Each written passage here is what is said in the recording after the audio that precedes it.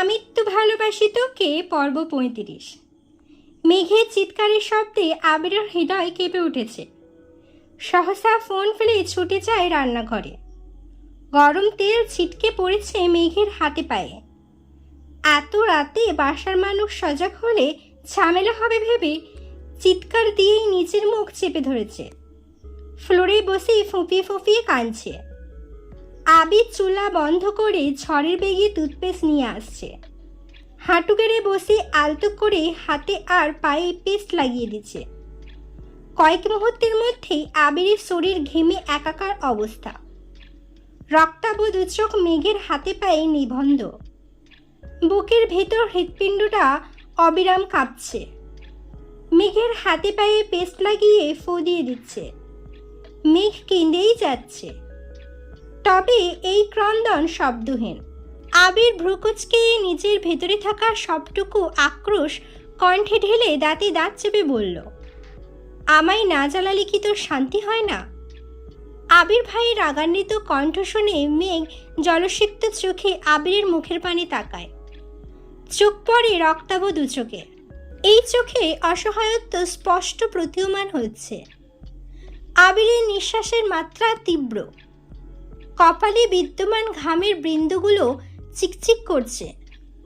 আচমকা আবির মেঘকে কোলে তুলে নেয়। অমনি মেঘের চক্ষু চড়ক গাছ। এক মুহূর্তে কান্না থেমে গেছে। অবাক চোখে তাকিয়ে আছে আবিরের মুখের পানে। আবির কোনো দিকে না তাকিয়ে মেঘকে নিয়ে সোফায় বসিয়ে ঠান্ডা কণ্ঠে বলল, এখনো জ্বলছে?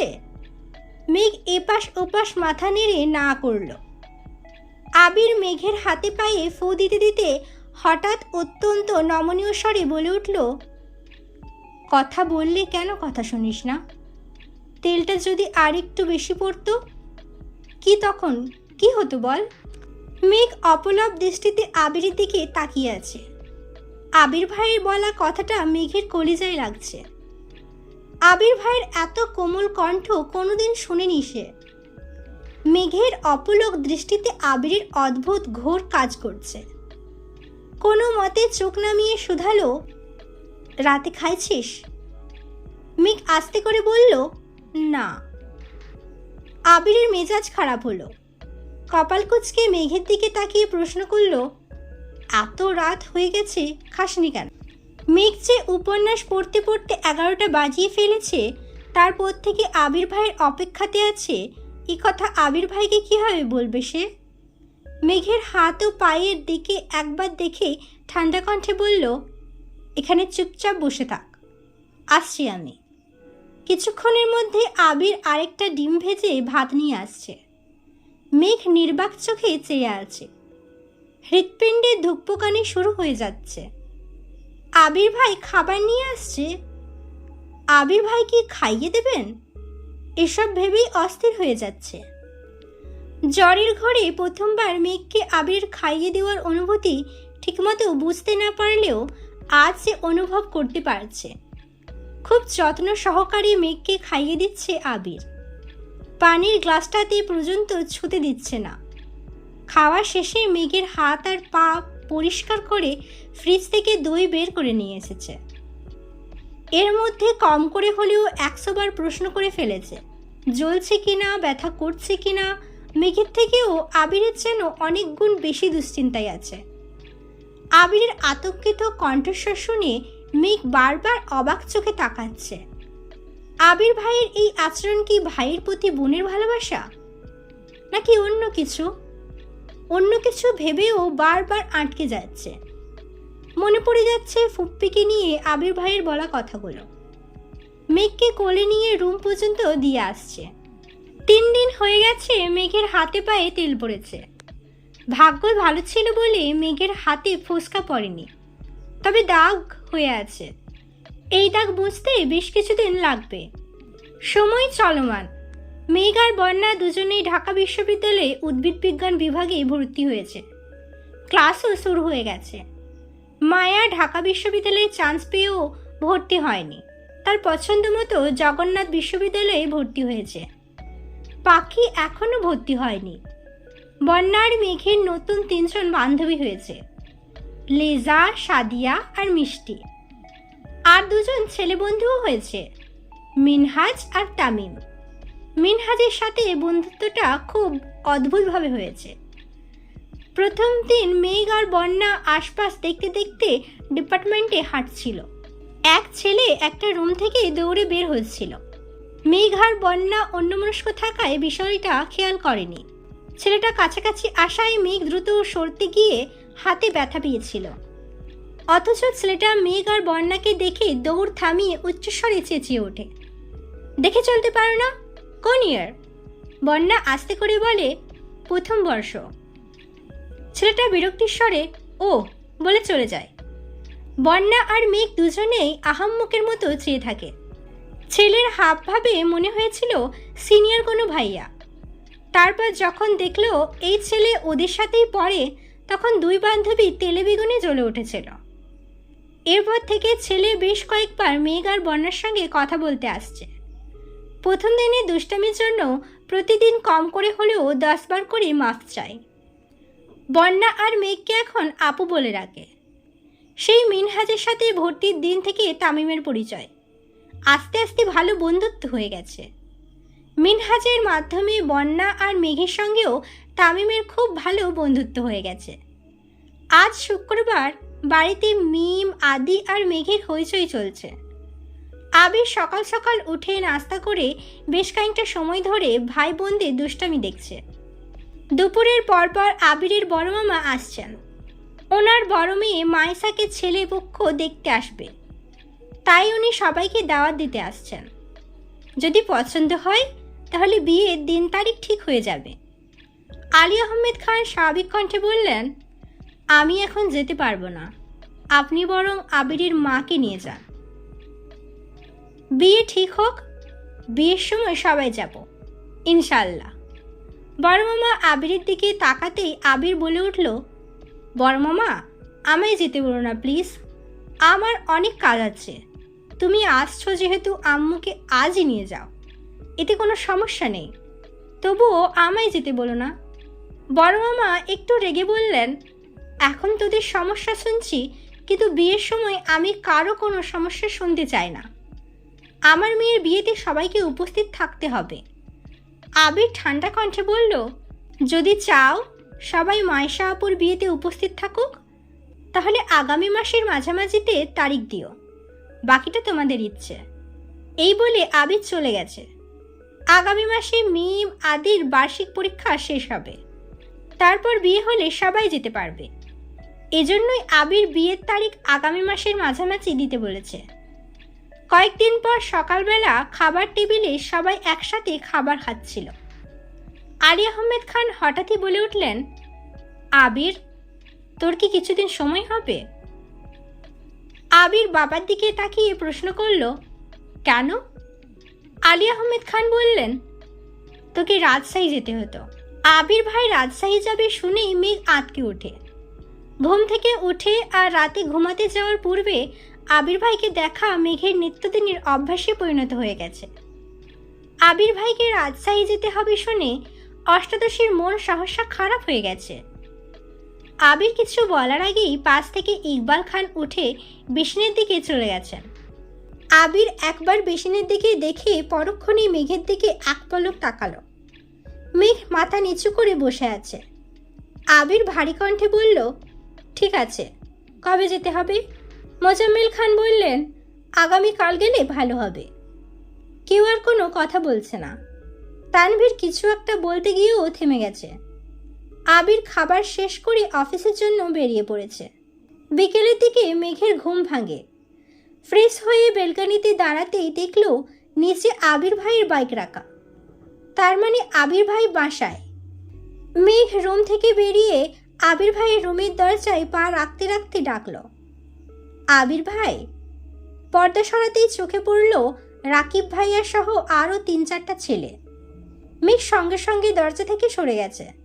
মেঘ ওড়না মাথায় নিতে ব্যস্ত। আবির দরজা পর্যন্ত এসে বলল, কি হয়েছে বল। মেঘ মোলায়েম কণ্ঠে বলল, ছাদে যাব, চাবিটা কি দেওয়া যাবে?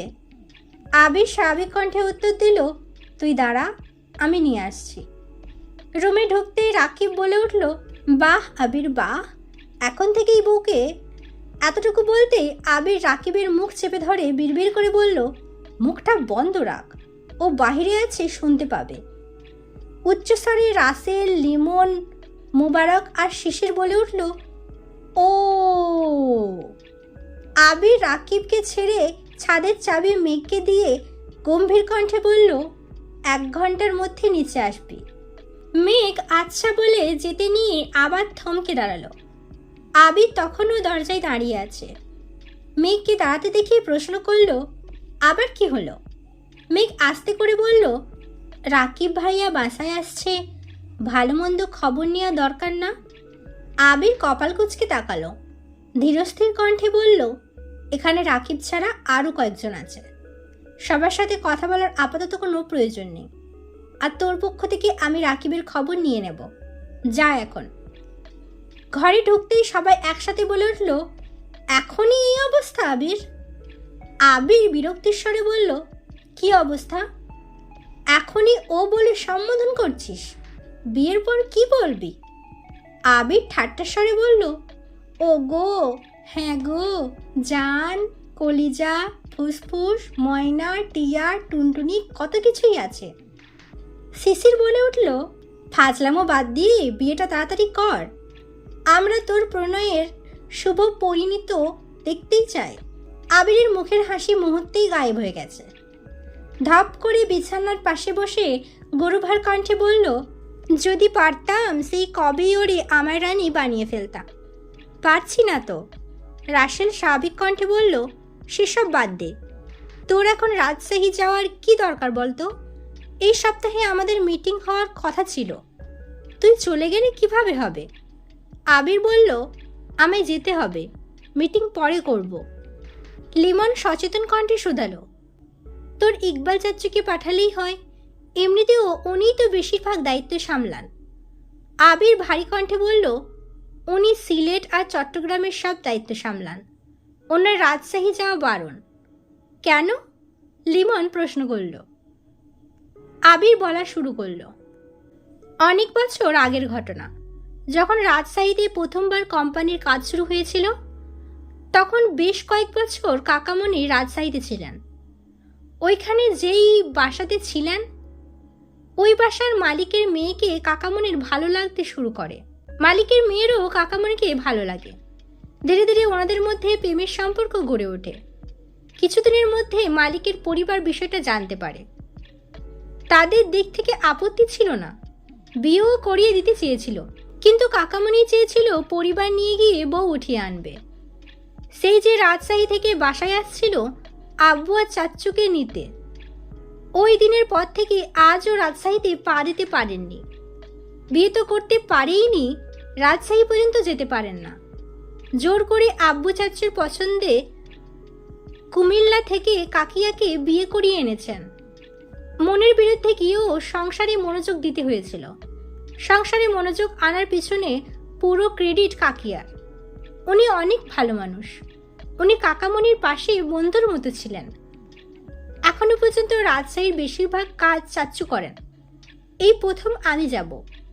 শিশির দীর্ঘশ্বাস ছেড়ে বলল, তোর কি হবে রে আবির? আবির মুচকি হেসে উত্তর দিল, সিদ্ধান্ত তো কবেই নিয়ে ফেলেছি, মেঘকে পেলে বাঁচবো, আর না হয়। রাসেল প্রশ্ন করল, তোর বাবা আর চাচার সমস্যা কি? আবির দীর্ঘশ্বাস ছেড়ে বলল, সমাজ। ওনারা সমাজের চোখে ভালো থাকতে আপন মানুষদের মনকে হাজারবার খুন করতে পারেন। অফিসিয়াল কিছু বিষয় নিয়ে বেশ কিছুক্ষণ আলোচনা করল। এর মধ্যে মেঘ এসে চাবি দিয়ে গেছে। সন্ধ্যার দিকে রাকিবরা চলে গেছে। রাকিবদের গেট পর্যন্ত এগিয়ে দিয়ে ফেলার পথে মেঘের দরজার সামনে আবির দাঁড়িয়ে পড়ল। দরজা ধাক্কা দিয়ে তাকাতেই চোখে পড়ল মেঘ টেবিলের ওপর মাথা নিচু করে বসে আছে। আবির মোলায়েম কণ্ঠে বলল, আসবো? মেঘ মাথা তুলে ঘাড় ঘুরিয়ে তাকিয়েছে। অশ্রুসিক্ত লোচনে তাকালো। অমনি গাল বেয়ে নোনা জল গড়িয়ে পড়তে শুরু করে।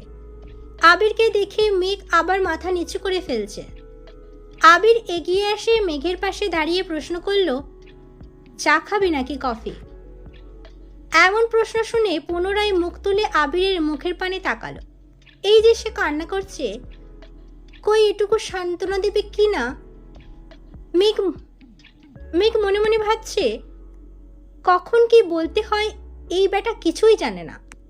মেঘের বৃহৎ অক্ষি যুগল আবিরের চোখে নিবন্ধ, গাল বেয়ে এখনো নোনা জল গড়িয়ে পড়ছে।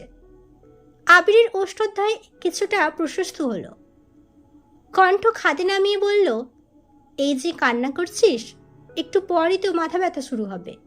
তুই নিজের চিন্তা নাই করতে পারিস, আমার তো করতে হবে। মেঘ সিক্ত আঁখিতে তাকিয়ে প্রশ্ন করল, আপনার চিন্তা করতে হবে কেন? আবির একটু ভেবে বলল, কাঁদতে কাঁদতে যদি চোখে অন্ধকার দেখিস, তখন সবাই তোকে কানি বলবে। তানভীরের কত কষ্টই না হবে যখন সবাই ওকে কানির ভাই বলবে। আবির সশব্দে হাসছে, আর মেঘ নির্বাক চোখে তাকিয়ে আছে। আবির হাসি থামিয়ে বলল, চা খাবি নাকি কফি খাবি এটা বল, তারপর কান্না করিস। মেঘ কপাল গুটিয়ে বলল, কফি। আবির মুচকি হেসে বলল, গুড গার্ল, এবার কান্না শুরু কর। আমি আসার আগ পর্যন্ত কানবি, 1 সেকেন্ডের জন্য থামবি না। রেডি? মেঘ আহাম্মকের মতো চেয়ে আছে। আবির হাসতে হাসতে রুম থেকে বেরিয়ে গেছে। এই ছিল আমি একটু ভালোবাসি তোকে পর্ব 35। পরবর্তী পর্বগুলো শোনার জন্য আমার চ্যানেলটিকে সাবস্ক্রাইব করুন, বেল আইকন বাটন ক্লিক করে রাখুন এবং লাইক করবেন, কমেন্ট করবেন, শেয়ার করবেন। নিজের খেয়াল রাখবেন। আল্লাহ হাফিজ।